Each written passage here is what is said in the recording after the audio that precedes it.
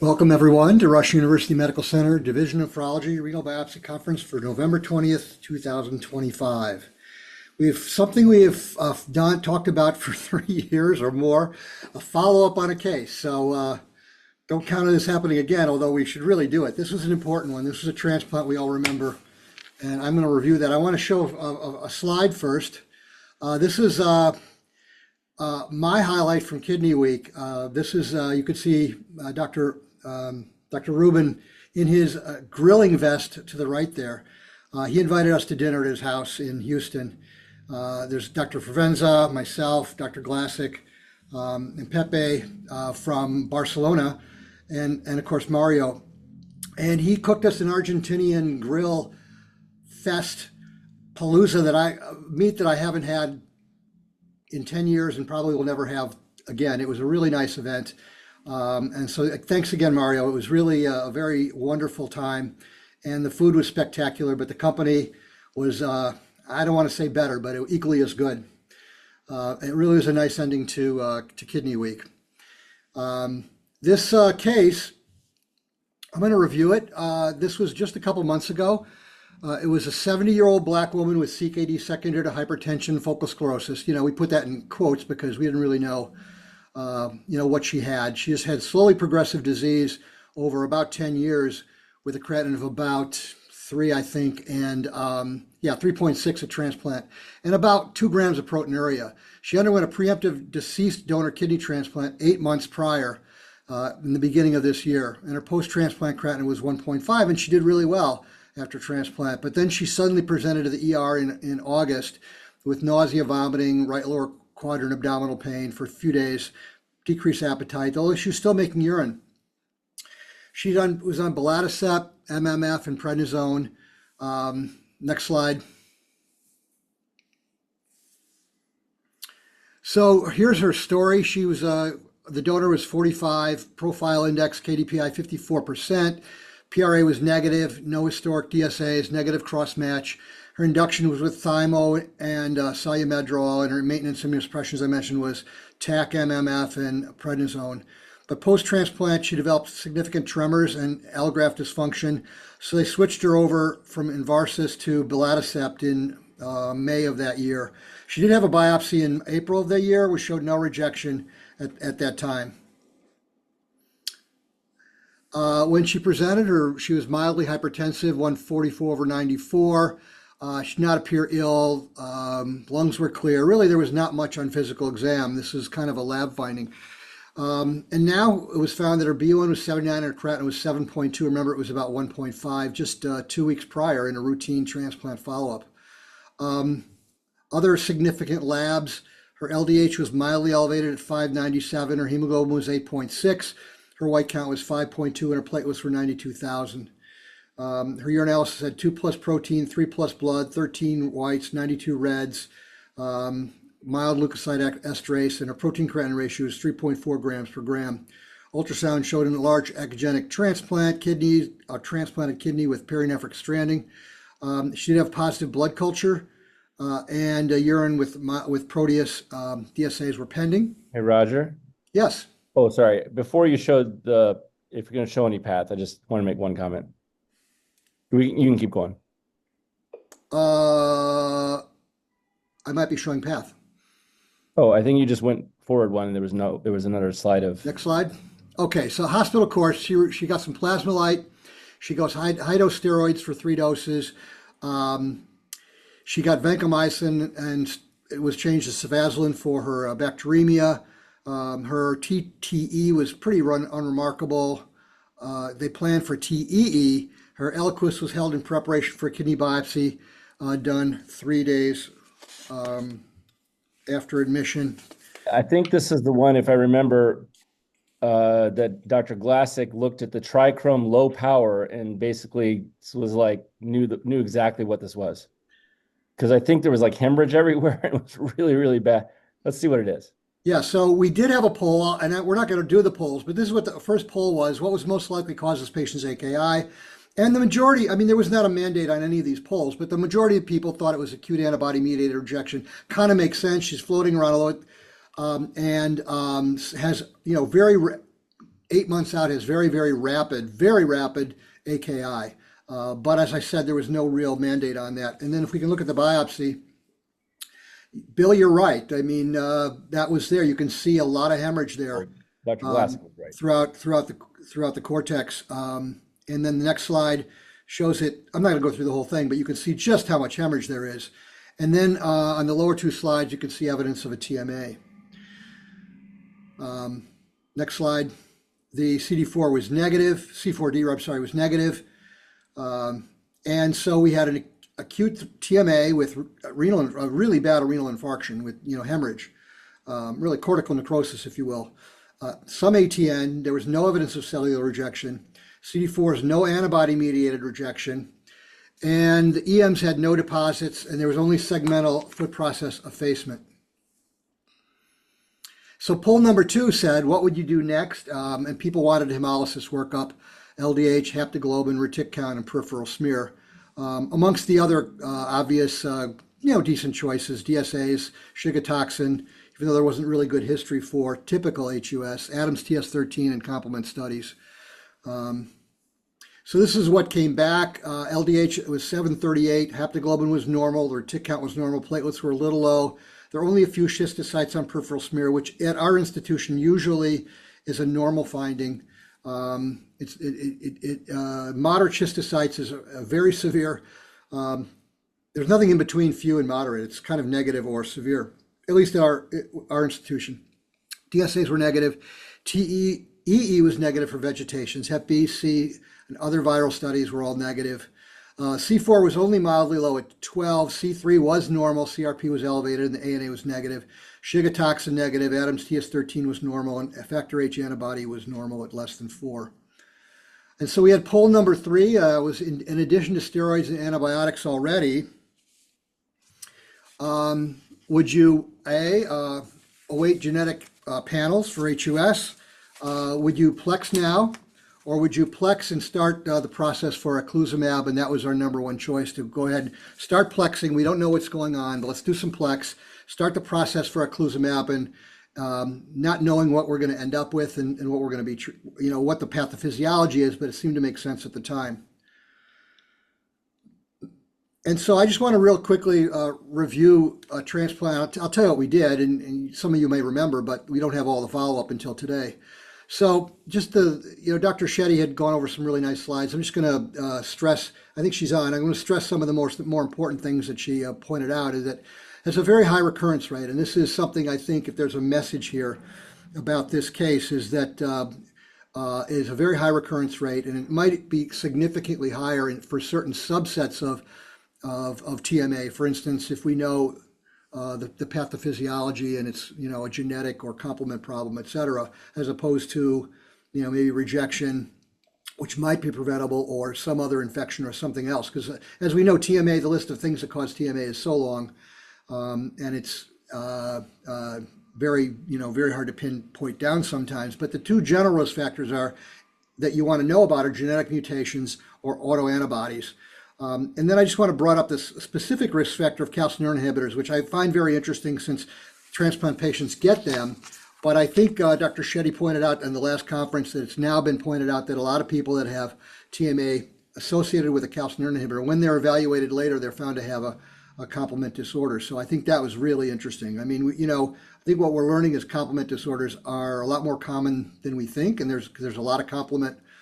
There's a lot of complement factors, there's a lot of complement genes, there's a lot of complement mutations. So I thought it was very interesting that at least with the calcineurin inhibitors, maybe there's an underlying, it's like a second hit, on the background of a complement issue. And I don't want to go into this too much, but as TMA is a pattern of injury, there's a lot of things that can cause it, but specifically in a transplant, there's a few more specific things we might want to think about. Certainly antibody-mediated infections, but who knows if it's an infection that's just a second hit on what's left of that as a complement disorder, or a recurrent TTP. And then, if you do know what it is, if it's recurrent versus de novo, there's a little bit different approaches. If it's recurrent and you might want to be giving eculizumab even prophylactically. We'll talk a little bit about that, but plasma exchange might be relevant, and as I mentioned, prophylaxis if you know that it's recurrent or have a feeling that you might want to get involved early. But it's not like there's a mandate on how to treat this. But we'll have some data on this in a minute. Next slide. So this is what happened. So you can see over the, she was normal 2 weeks ago. So something awful happened in a 2 week period. And she went from, because we just happened to have this creatinine. So from 1.4 to, about 6 in 2 weeks associated with a biopsy that looked like pretty much a dead kidney. And then the plasmapheresis, which appeared to help her actually. That's not a huge decrease in creatinine, but at least it's not going up. It appeared to stabilize her, and she remained non-oliguric during that time. Now, I don't know if you can play this, but wait 1 second. Let me just set it up. This is from the last conference. This is Dr. Shetty talking about what she actually, hopefully it'll play. Talking what she actually thought was happening in this case. Right before this, she gave a pretty long explanation why she did not think this was antibody mediated, because there are a lot of people still thinking this might be antibody mediated, and it wasn't. We weren't able to identify that it was antibody mediated. But she gave a long discussion why she didn't. I didn't want to prolong this, so I cut that out. But then here she talks about what she really thinks it is. That's why I don't think this is antibody-mediated rejection. I do think this is atypical HUS. I think her proteinuria and CKD was from atypical HUS, and maybe she doesn't have a very severe version, but this has been described before, where people have atypical HUS either in the antibody form, and then they show up post-transplant, and then they have a florid reaction like this to an infection. So if I was to bet, I would say that she had a GI bug that was viral probably 2 weeks before, and then that triggered the atypical HUS, and then she showed up with this. If that's the case, I'm hoping she'll respond to the eculizumab. Yeah. So we'll get back to Dr. Shetty in a second. Next slide.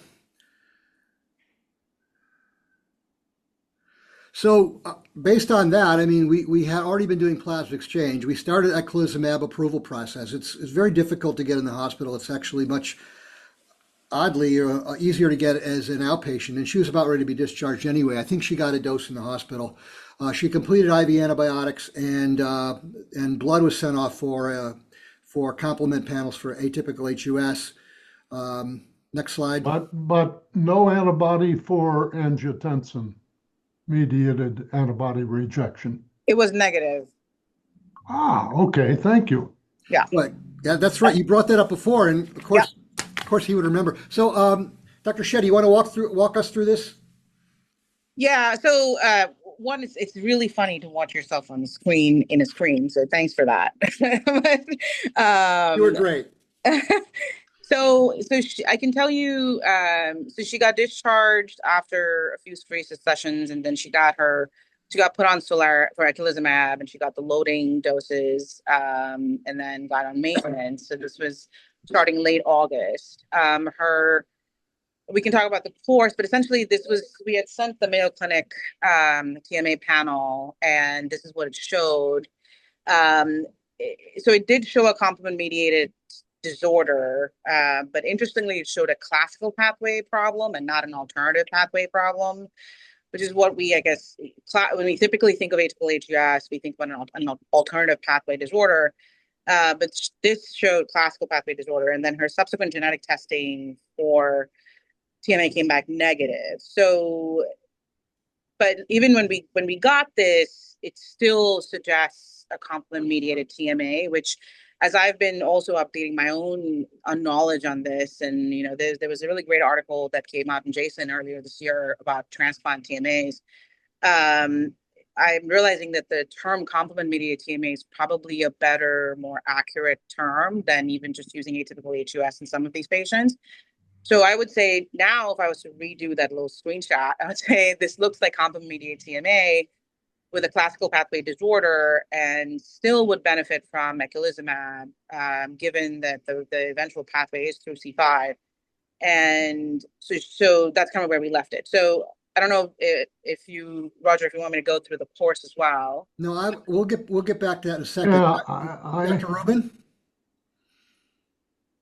Yeah, no, fascinating. What I wanted to point out is something that I think I mentioned before, that recent work at Hopkins by the hematology group has shown that activation of the classical complement pathway eventually can trigger stability of the C3 convertase of the alternate pathway and lead to alternate pathway complement activation. Yeah.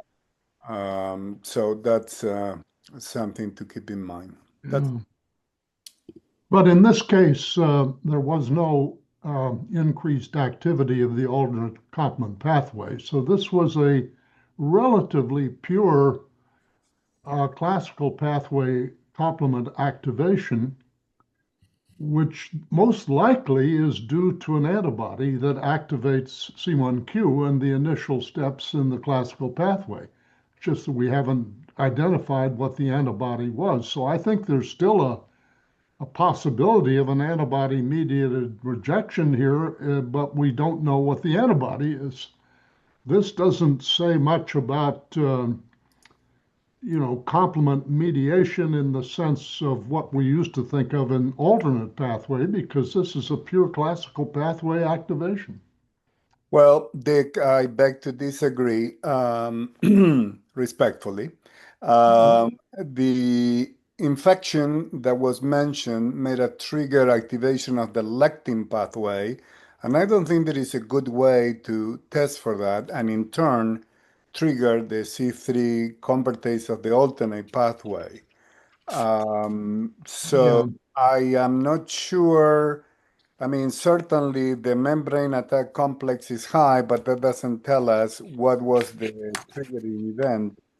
And in Oh, terms of ABMR, you can have, as we mentioned before, ABMR without DSA, you can have ABMR without C4D, but you well, cannot have a BMR without what is called MV like Victor I, that is microvascular inflammation, as evidenced by peritubular capillaritis or glomerulitis. And if I recall correctly, those findings were not present. Correct. So that's why ABMR was ruled. yeah. Well, both of those are very good points, Mario, and you're certainly correct that the classical and lectin pathways converge on a C3 by forming a C3 convertase, but the evidence that the alternative pathway was directly activated in this patient is very low, if not non-existent. But I would agree with you, this could be classical C1q or C4 activation via the lectin pathway, but with a normal CBB and a factor H and the Wiseland assay showing no activity of the complement pathway, it's hard to imagine that this is really due to the to a pure or even secondary alternative pathway. But I mean, that's a good point, and I'm certainly would be sympathetic with it. Doesn't really change the management here because obviously whatever's happening is engaging the C5 convertation. C5a is going to be increased, and that's really what's causing the TMA. I guess the point is you wouldn't use iptacopan in a patient like this. Or pegacetoplan. You might use pegacetoplan. It inhibits the complement classical pathway as well. Let's go to the next slide because I do want to just talk about the importance of knowing pre-biopsy or pre-transplant diagnosis of TMA, the influence it might have if you're using eculizumab.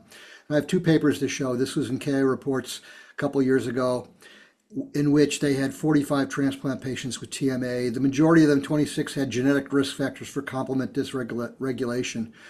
And there was no control, of course, but they just showed what their hemoglobins, platelet counts, and GFR was before and after eculizumab. And their hemoglobin went from 7.8 to 9. Platelet count went up very nicely.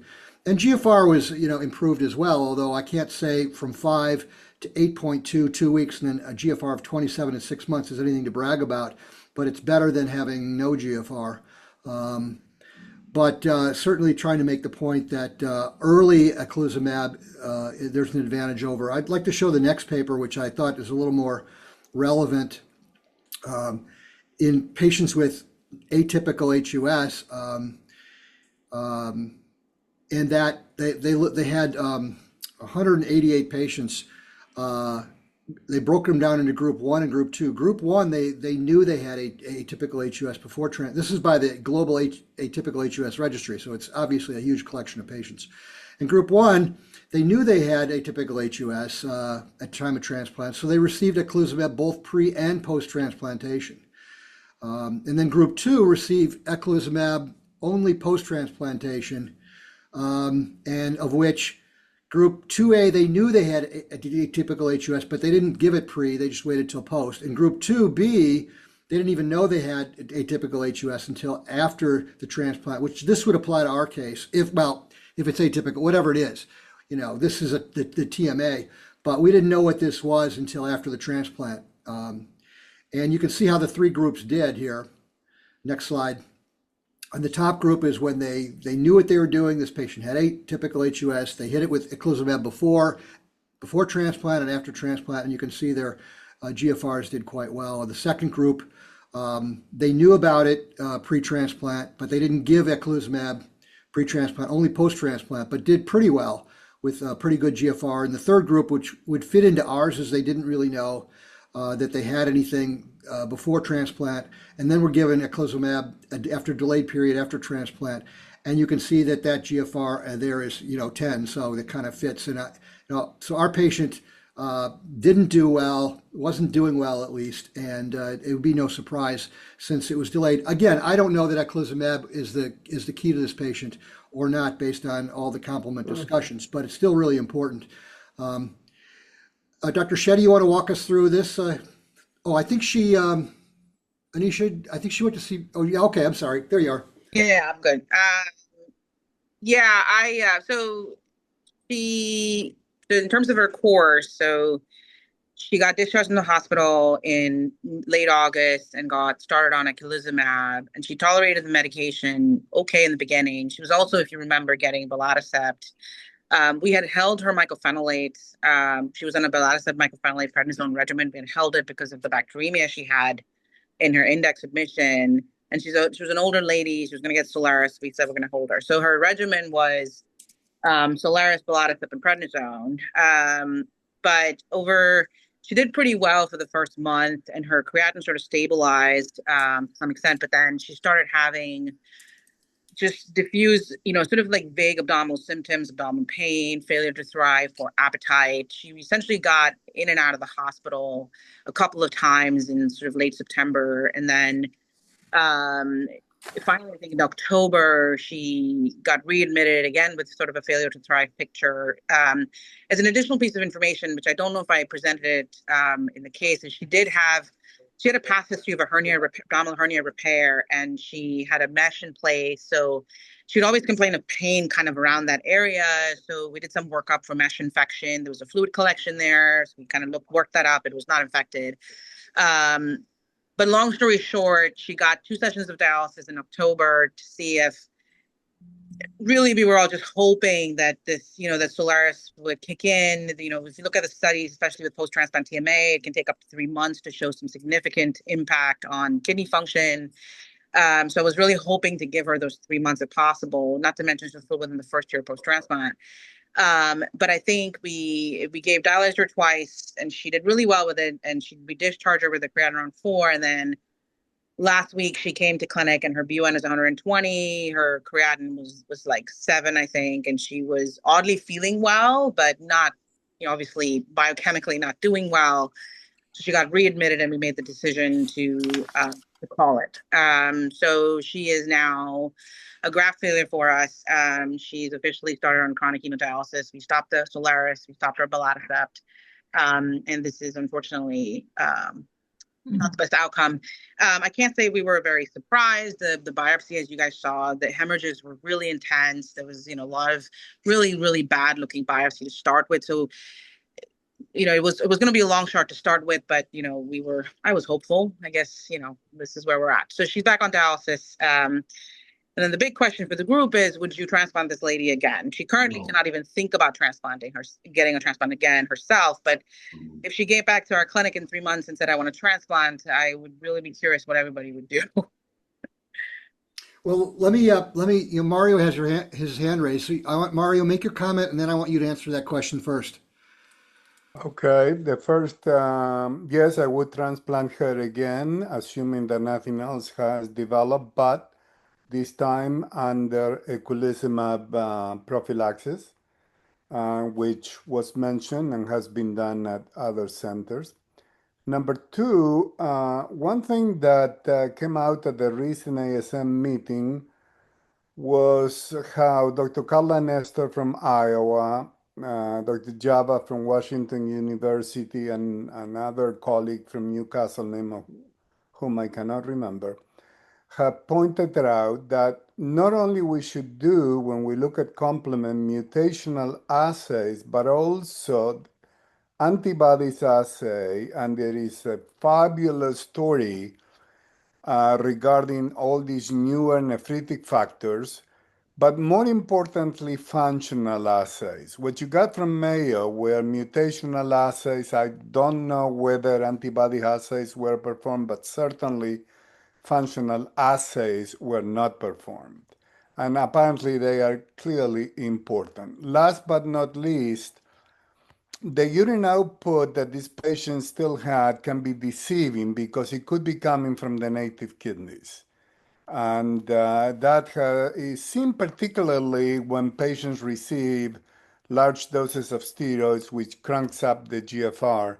So don't be fooled by that. And interestingly, years ago, we used to do a perfusion scan looking for that. And if the native kidneys lighted up while the allograft did not, that was highly suggestive that was the predominant phenomenon. Very good. Yeah, good point. Anybody feel strongly about not transplanting her again?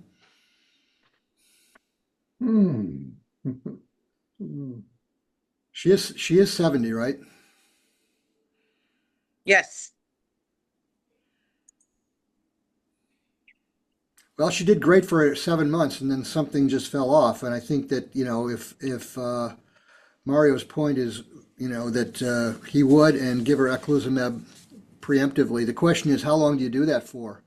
Right. And that was our discussion. And again, this is all theoretical right now. She had a very rough go the last 3 months there's also sort of real world issues of transportation and other things. So she had a really hard time going back and forth for the eculizumab infusions and the belatacept and this and that. And which is why she herself doesn't want another one. But that was my concern. I think if we could get away with just giving her eculizumab immediately pre-transplant, or even say for a short period of time, that's fine. But I would not know when to stop it. And her deterioration from the index event in August was so rapid. In a couple of weeks, she went from fairly good kidney function to almost no kidney function. That's my question. And the 70-year-old is, how long do I keep her on the eculizumab? Is it indefinite? Do you monitor something? If you monitor something, what do I monitor? Do I put her back on eculizumab every time she has an infection? So those were all the questions that came out. And the problem is that she did fine for 8 months, and then it was like, something just collapsed, and so you'd be giving it, if you would have given it before, maybe she didn't need it, and you don't know when the second thing is going to happen is when she needs eculizumab. It's a really tough question. Dr. Reen?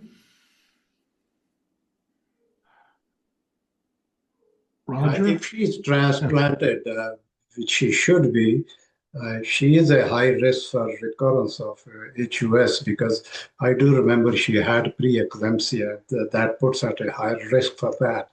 But my question is that we generally leave our patient on eculizumab and hoping they will recover within a year. And they are not transplant patients; they are non-transplant patients who have complement-mediated disease. Is that true for transplant patient TMA2, AHUS? I don't think I've seen anybody kept on if the transplant function has become bad enough to need dialysis and be dialysis dependent. I've never seen eculizumab being kept on for much longer than a couple of months, maybe. I think 2 or 3 months is what most people, that's just my experience. Anybody else on the call who knows otherwise? I'd be curious to hear. Some people keep them on for quite a long time, as long as a year in some cases. Now, there is currently studies that are looking at which parameter can we follow to establish when to withdraw eculizumab, and one of them is the serial measurements of MAC, the membrane attack complex. However, Dr. Carla Nestor in Iowa can offer fresh information regarding some different assays that they are working on, which may help the clinician evaluating when to stop the medication. So I would urge you to call a friend, call Dr. Nestor or Dr. Java at Washington University, and they are quite experienced in this area. Roger and Anisha, I may have missed it, but the complement genetic profile has been returned yet or not? Yeah, it was negative. The genetic testing. I would have predicted it's negative because on the classical and lectin pathways, so far as I know, have not been associated with genetic abnormalities. So this is a non-genetic post-transplant acquired TMA. This is not a recurrence of a TMA because, as far as I know, you haven't provided any evidence at all that in this case, the disease that caused end-stage renal failure was TMA. Right. If you're asking for hard evidence, you're absolutely correct. We don't have that evidence at all, and the absence of a genetic mutation suggesting it. I just don't fully understand why she would have,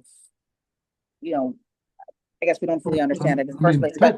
Technically, this is de novo, acquired, non-genetic TMA in a transplant. But again, functional assays were not performed. I just stress that it's important. So that's something what analyses were not performed, write it off as being non-genetic without functional assays. They need to be performed. What assays do you suggest that would I don't imply that this is... I don't have the expertise, but there are functional assays apparently for the components of the alternate pathway, which, although there is no mutation, they are not functioning properly. Yeah, but this is not alternate pathway TMA associated disease by virtue of the functional assays that were done earlier. I mean, I'm taking... Functional assays in this case were not done. And what I'm saying is you need to do not only mutation and antibodies, but also functional assays to make sure that complement is not involved. That's all. But they did do a functional assay for alternative pathway. They did a functional assay for for depression of factor H. So I can't disagree with you that the functional assays are incomplete, but I must say, as I see the evidence, this is strongly incompatible with a de novo, not a recurrence of TMA, and that it's a classical lectin pathway-induced disease, which would also support that it's an acquired process. This is important because if she has a genetic abnormality that caused both her original disease and the recurrent disease, I don't think she's a very good candidate for a second transplant. So I guess, Dr. Glassick, my question then to you would be, if we, and I totally see your point that there's no objective evidence to say this is recurrent now. But if you go back to the question of retransplant, if we retransplant her, then should I give her eculizumab at all? Yeah. And that's the real world problem, right? It's like, it's one thing to say, yeah, which I agree with you. There's no evidence that this is what her cause was. I think I still wonder, but if I'm retransplanting her, it's really difficult to say I'm not going to give her Solaris to cover, because the implication, if this does recur, or if we're missing something, or we don't have all the genes yet, to test for example, then we can run into trouble with the second transplant, which she certainly would do badly with. And My recommendation would be to get in contact with the group in Iowa yep, that's the plan. and the group at Washington University and have them evaluate her thoroughly. I mean, our Canadian colleague has nicely pointed out that she had a complement-linked disorder, preeclampsia, in the past. So there is some noise in the background that should be clarified. I like that. I think there is noise, and I don't think we know everything about, I don't think we have every test available that we'll know in 10 years to work to tweak these things out. There may be a lot of things we don't know. I'm going to move this along because we do have another case. It will be a short case. It'll be a short case. It is relevant. It'll be a short case without polls. So I want to hand it back to Pravir. Yeah, we can go quick here. It's a 40-year-old a white man who presented to the hospital with worsening nausea, decreased appetite, and now he was having emesis. He was first seen 2 weeks ago at an urgent care clinic prior to presenting to our emergency room for nausea and emesis, and that happened abruptly. He was diagnosed with H. pylori, and he was started on therapy with tetracycline, omeprazole, metronidazole, and Pepto-Bismol. He completed the treatment about 1 day prior to coming to the hospital. Over the last 2 weeks, while he was on these medications, he noticed decreased appetite and darker urine, no gross hematuria, not red, just more darker yellow, he noticed. And he also started noticing bilateral ankle swelling that had kind of progressed up to his legs now. He was unable to keep anything down over the last few days. He was trying to stay up with his fluid intake, but given that he was not getting better, he came into our emergency room. On arrival, his blood pressure was 180 over 100. His lab showed a creatinine of 8.2 with a BUN of 90, and his albumin was 2.5. We had no other prior labs that we could obtain. And he, as you'll see, he was otherwise without any medical history prior to this. His hemoglobin was 6.3. His UA had blood and protein on dipstick with 6 RBCs noted on microscopic analysis. His UAC was 1.4 grams per gram with a corresponding UAC of 0.9. We were consulted. On further questioning from our team, he said, like I mentioned, he had no other history prior to this admission. He said he had a sore throat around the same time when his initial nausea and vomiting started. He denied any drug use, not on any over-the-counter drugs, no NSAIDs. Never been hospitalized. He had no childhood illnesses, and he was not born prematurely. Main things to notice here, nothing that I have not mentioned already. The only thing new here is the family history of a maternal uncle and cousin that required kidney transplants due to unknown etiology. He had no idea, nor his mom, who was present with him, what the etiology of their kidney disease was. Vitals, blood pressure on repeat was a little better at 160 over 100. He was afebrile, BMI of 25. On exam, the major notable point here was just his pitting edema that was bilateral up to almost his knees. And this was completely new over the last 2 weeks. No rashes, nothing else to note on physical exam. Labs, as I mentioned, we had no labs that were available prior to this. So his just pertinent stuff in the interest of time. His bicarb was 15, BUN was 90. As I mentioned, his creatinine was up to 8.21. His albumin was 2.5. His LFTs were normal. Haptoglobin was normal, and LDH was high at 343. His white count was normal with a normal diff. His hemoglobin was 6.3 with iron sat of 32% and ferritin of 37. Occasional or rare cystocytes were seen on a peripheral smear. I've gone over the urine studies already. In terms of serological workup that we sent off, ANA negative, anti-double-stranded DNA was negative. His C3 was low. This is our normal range of the laboratory. His C4 was also low. MPO, NPR3 negative. PLA2R antibodies negative, rheumatoid factor was normal, less than 13. Microbiology was pretty much negative. We did get a strep O and anti-DNase B. Those were also negative. There was no monoclonal protein noted, and his kappa lambda ratio was right around 1. Imaging both showed the renal ultrasound showed normal sized kidneys. All they noted was mildly increased echogenicity bilaterally, and there was no hydronephrosis or other masses or lesions seen. So, Dr. Whittier, in 3 minutes or less, what do you think is going on? Tough to know if it's acute versus chronic, just to start with. We have no baseline creatinine. It's possible, given his family history, that he just had some chronic kidney disease the whole time, and he's got some genetic kidney issue like, Alport's or so on.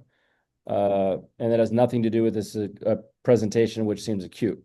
The only thing I would say is the ultrasound had normal sized kidneys. So exactly, that was my next point. It Sorry. says that they're normal in size, and the only thing to really help differentiate when you don't have a baseline creatinine is the size of the kidneys.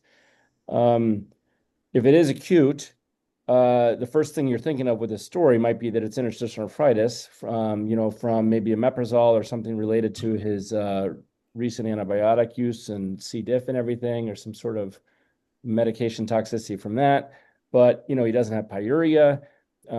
He has predominant albuminuria compared to his total proteinuria, total amount of protein ratio, with about 900 of albumin and 1.4 of total protein. So it argues that there may be a glomerular disease there. And also, I don't see that much edema usually, even with progressive CKD, unless there's, nephrotic syndrome or heart failure or something else. And so if I was really going to try to put it all together and say it's acute renal failure, he had a sore throat, he has hypocomplementemia, he has edema and maybe even heart failure type of symptoms out of proportion to proteinuria. And he's got hematuria and albuminuria. And to me, that would be the classic presentation of post-strep. We just almost never see it anymore, but it's also there. And if you're going to talk about hypocomplementemic GNs, post-strep, we'd have to think about lupus, although his other lupus parameters there workup were negative. You'd also have to think about C3GN. So I think I kept it under 3 minutes. I think you did too. Now, typically post-infectious will have a low C3 and a normal C4, but I would focus on the complement abnormalities, which strongly imply, again, a classical lectin pathway, not an alternative pathway. And with the association of an infection, you might raise the possibility of a classical lectin pathway activated glomerulonephritis related to some infection. The only infection we know that he's had is H. pylori, not proven by biopsy, but probably indirectly by whatever method the laboratory uses to suspect it. But his history is pretty typical of H. pylori, and I believe that GN has been associated rarely with H. pylori infections. that's what Dr. Reen put in the text stream there. That it's. Oh, I'm sorry, Dr. Reen. I should have given you credit for it. If you. That's what I'm here for. Yeah. No, it's interesting. Other thoughts before we move on, because we don't have a lot of time here. But what about an ANCA negative vasculitis? Or that I guess you have to throw out the complements. The complements are pretty impressive there. Yeah. And what about that degree of anemia? Any thoughts, anybody? Yeah, hemoglobin of 6.3 with AKI and presumed previously normal disease makes you a little worried that there is something shortening red cell survival. His LDH was high on admission, but his haptoglobin was normal, so we don't have an active intravascular hemolysis going on, but there's probably something that is impairing his red cell survival, and the uremia is contributing by reducing red cell production. 6.3 is low. Yeah, it's pretty remarkable. Something funny too with all this edema and the absence of nephrosis, but maybe we'll see. And Well, he's got an albumin of 2.5, Bill. Okay. His serum albumin is 2.5, so. Yeah. Next. All valid points. I think going into this, that's exactly, I think in the chat, some type of immune complex associated GN or complement pathway is what I was kind of focused on. The anemia did kind of worry me, but that's kind of why we ended up doing a biopsy. So it's time for the wheel, I guess. Time for the wheel. A second here. Where is the wheel? There it is. It's hiding from me.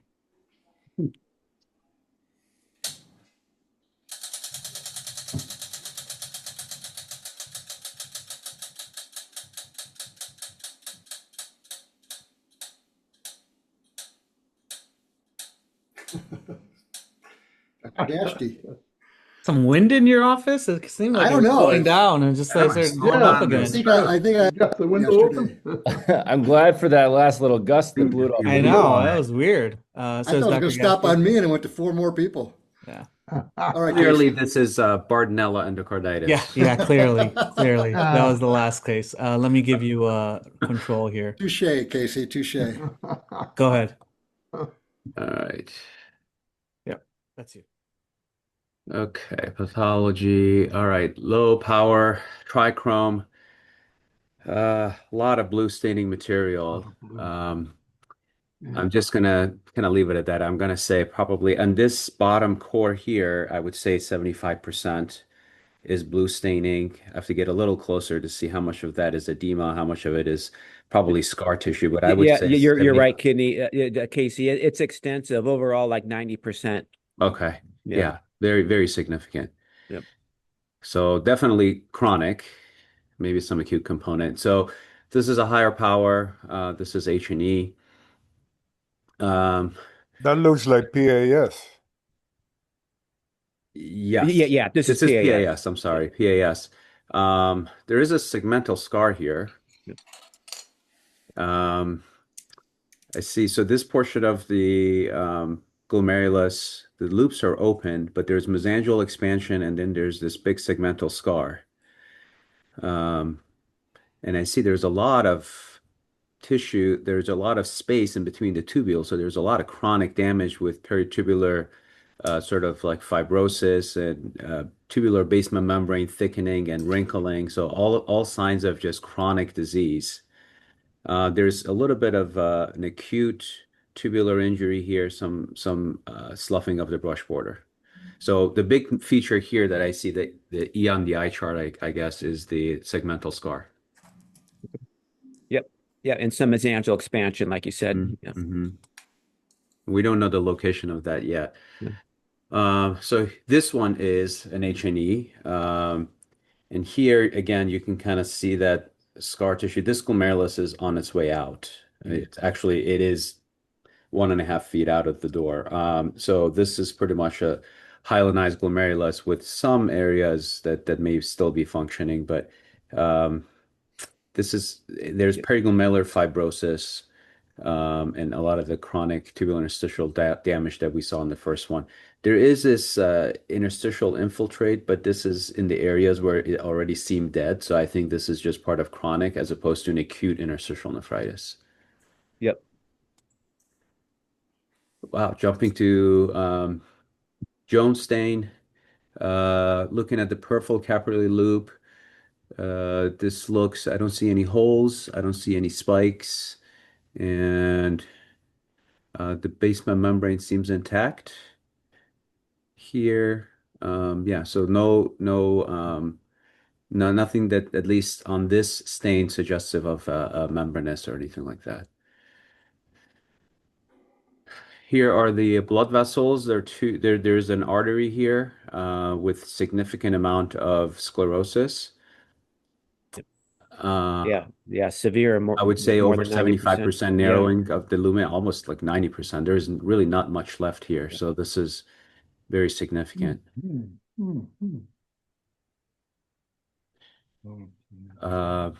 So here's a capillary. Are you showing this? That's an arterial. It's an arterial. Okay. Yeah. Yeah. And then the lumen is occluded by a kind of an old thrombus being Okay. partially reabsorbed. Okay. This one is a tubule, so this is Yeah, a hyaline cast, but that's this one right. is an arteriole. So, Yep. all right. So we have a TMA, at least focal.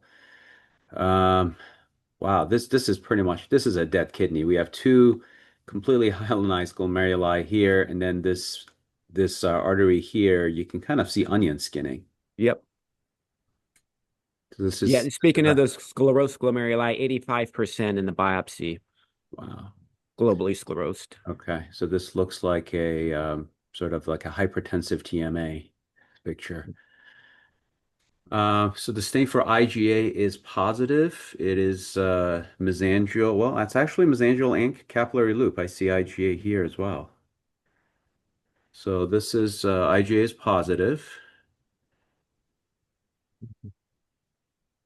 So good glomerular containment mesangial staining for IgA, kappa and lambda, C3, tubular cast for IgA, IgM frequently for kappa and lambda. Tubular basement membranes contain focal deposits of C3. And the arteries and the arterial stain for C3 2 plus. Okay. Here's your EM. Here's basement membrane, blood space, urinary space, the podocyte, foot processes. Here are only focally effaced. Here it seems like it's diffusely effaced, but I see some foot processes here as well as here. So I think it's not over 80% would be over 80% would be diffuse, under 80% we call it focal. I guess this, did you call this focal, David, or? Yeah, it was like segmental, like 50% overall. Okay. Yeah. There is mesangial electron dense deposits, which are, I assume, consistent with what we saw in the fluorescent microscopy. This here is mesangial transposition, is it? This is cell processes, correct? Yeah, it looks like focal loops had this mesangial interpositioning, remodeling, probably due to chronic TMA. DMA, yeah. Yeah.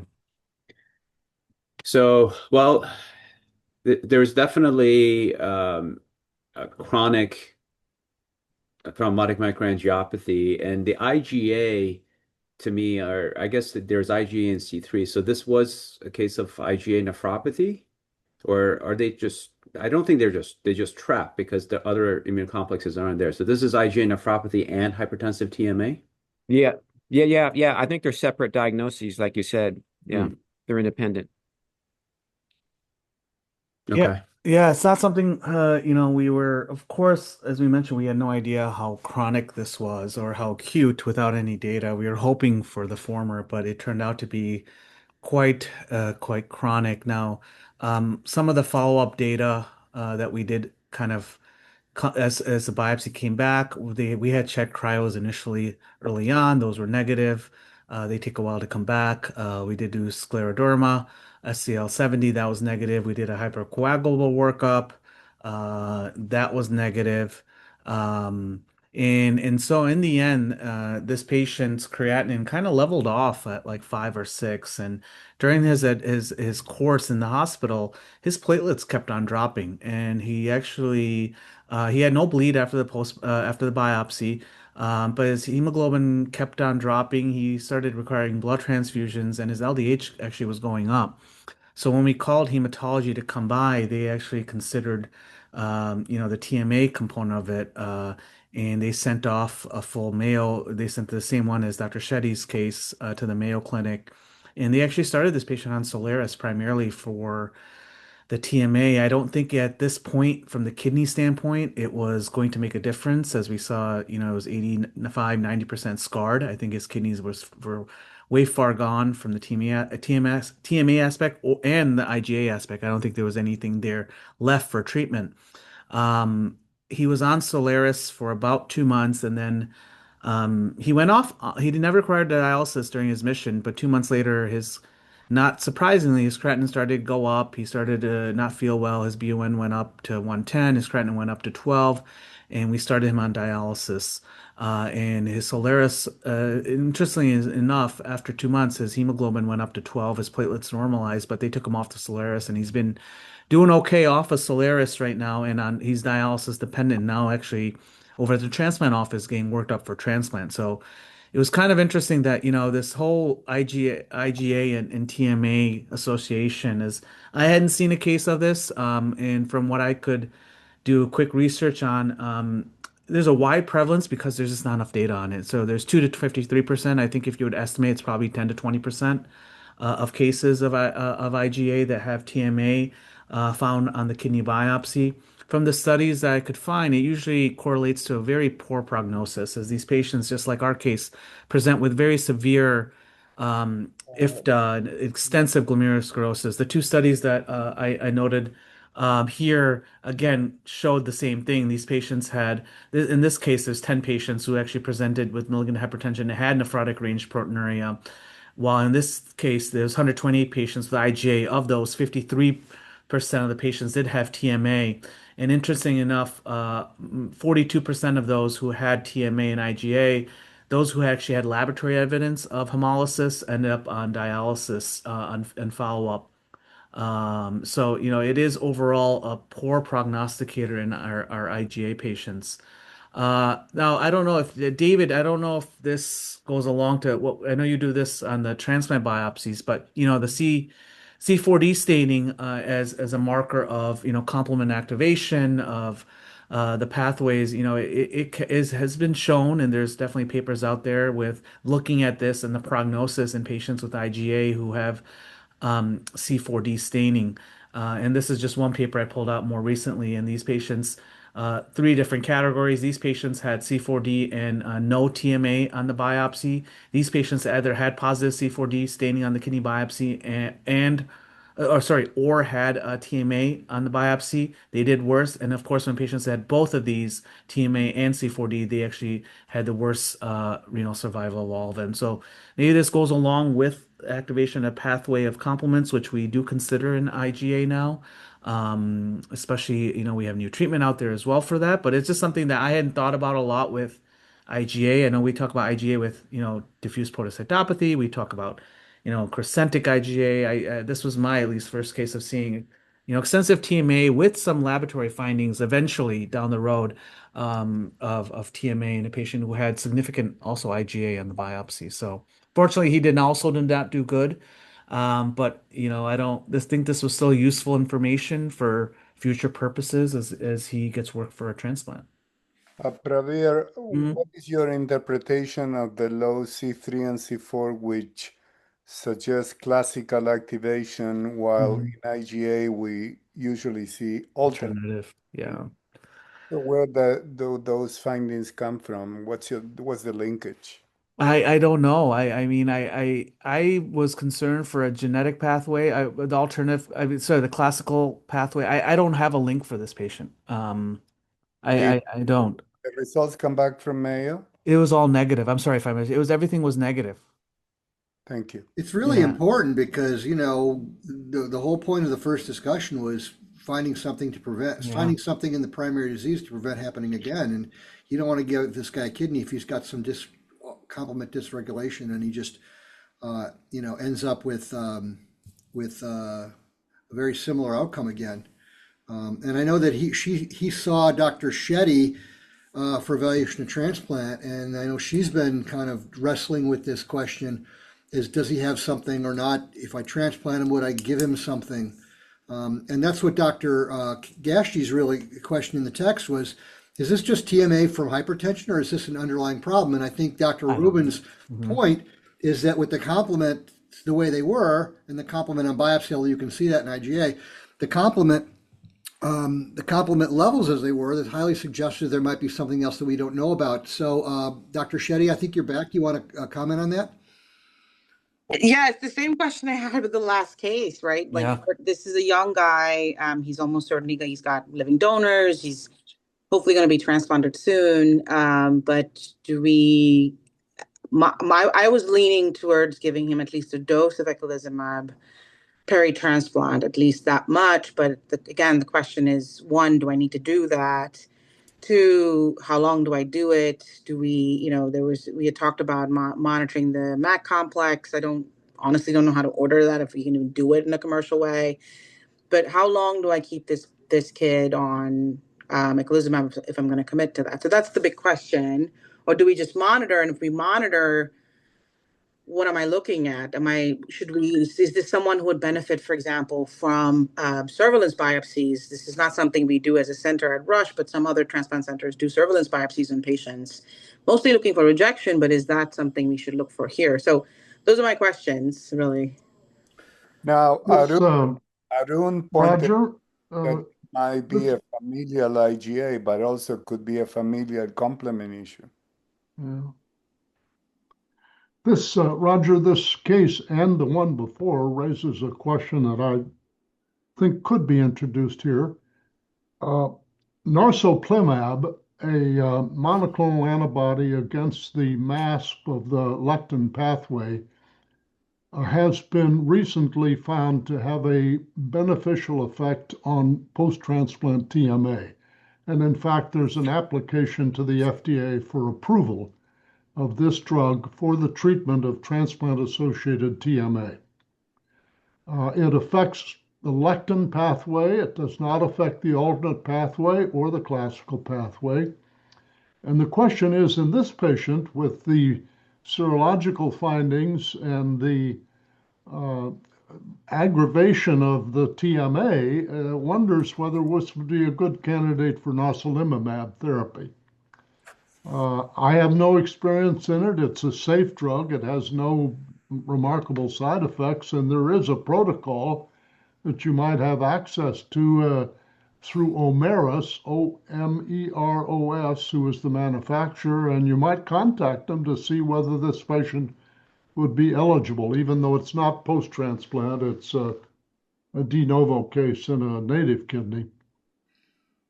But it really begs the question, that Dr. Shetty was asking, do I observe and wait, or do I start it beforehand? And what we learned, at least from the data in the atypical HUS, is there's a huge advantage of pre-transplant treatment. And that's the key here, because your outcome is going to be significantly, I believe it will be significantly different if you wait until something shows up. Because TMA, it's not like a little ATN. It's anything beyond TMA dies, and it's not going to regenerate. So I think that's the real question here. Dr. Reen, you had your hand up. Is it possible that complement pathways are disrupted because of immune complexes produced by H. pylori? And then he has TMA to start with, so he may have two different diseases. Yeah, I certainly suppose. Roger, are you going to put this patient on the transplant list eventually, or are you going to avoid transplantation because of the possibility of recurrence of either the IgA or the TMA? Pravir? I would hope you get a transplant, Dr. Shetty. But Yes, that's the I mean, plan. I don't think the IgA would preclude him. I would, and I have no expertise. I would be in favor of preemptive, like you said, preemptive eculizumab. But I for why I don't know. But just based on the data on what we've had in other patients when we used to call them atypical HUS, there's the data there. But outside of that, he doesn't really fit into a specific category. I think his family history, again, I try to pry. It was not IgA or anything. It's still unknown, but it seemed like more of a congenital from what I could gather when I spoke to his mom. A little more, it was more of a congenital issue, congenital just renal agenesis. Do you know what happened to those relatives after they were transplanted, what their clinical course was? They were doing good. I did ask about that. They were doing good, from what I remember. That's a real good question. Yeah. I will still call a friend in that Washington. Yeah, I have two cases now. So we definitely are going to transplant the patient, assuming the workup doesn't show up anything else that's a red flag, which I don't think it will. And can you tell me why you're so enthusiastic about transplantation in this patient? Well, he's 40 years old, and that's pretty much it. That was But you mean transplantation with coverage with eculizumab? Right. So Right, that's what okay. I would default to unless somebody in my Okay. team feels otherwise, which I don't think they do, or somebody in this group can tell me for sure. But yeah, I think the default would be he's a 40-year-old gentleman. He's otherwise, pretty functional person. And transplant would provide him a survival benefit, assuming we can stave off Okay. either a recurrent IgA, which, like Praveer said, is less of my concern and definitely manageable if it does happen. But if we do eculizumab coverage at least early on, we could prevent hopefully the TMA side too, and then that would really benefit him, both survival and quality of life wise. But here's another question for the group: would you avoid CNI in this gentleman? Our standard transplant protocol, as of most centers, is tacrolimus, mycophenolate, prednisone regimen.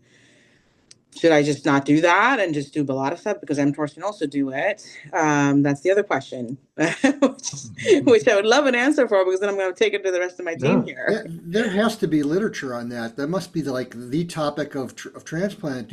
Someone had TMA, no matter what the cause, do you not give them a CNI? I would Well, think you'd try to avoid it. that is why it's extremely important to clarify whether or not he has any complement abnormality, because as you pointed out, Roger, the cases due to CNI and mTOR inhibitors usually have had an underlying complement problem. Right. Well, Mario, let's say that you find nothing. Would you feel comfortable, or do you think that you could still have something you don't know about? Well, I will take other issues into consideration, such as how sensitized is this patient. I'm sure he has gotten blood transfusion. He may be sensitized.